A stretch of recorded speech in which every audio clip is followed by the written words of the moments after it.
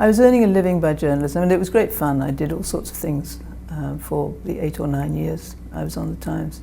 But I was always writing on the side.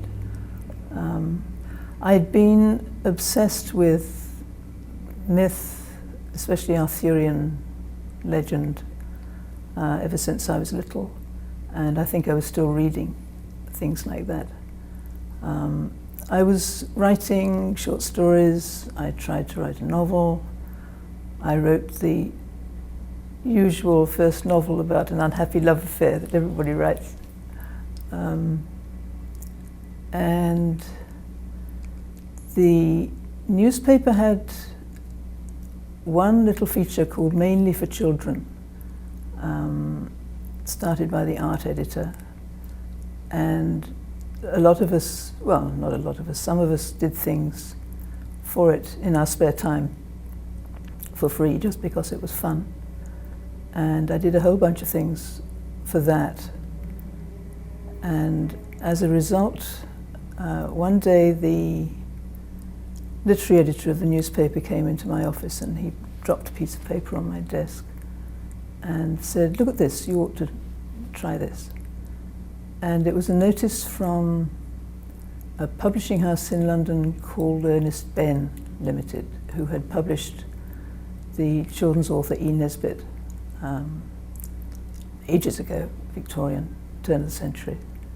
And they were offering a £1,000 prize for what they called a family adventure story.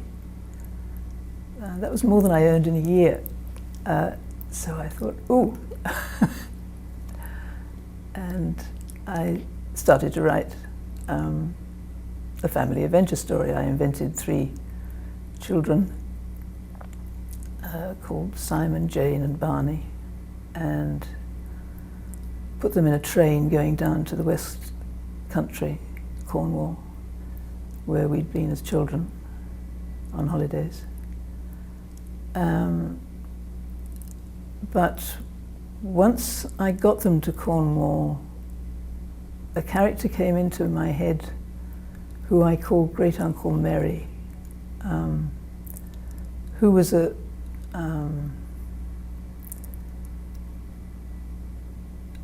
Merriman Lion, who was a kind of, I can't think of the right word, not manifestation.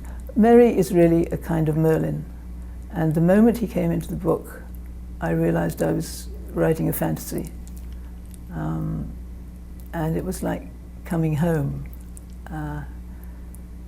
And I went on writing the book. It was no longer the family adventure story, so I forgot about the deadline, I forgot about the prize, and I finished the book. And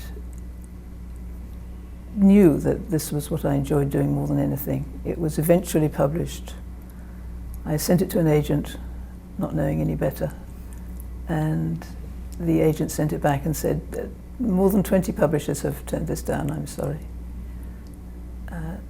So I said, have you sent it to Jonathan Cape?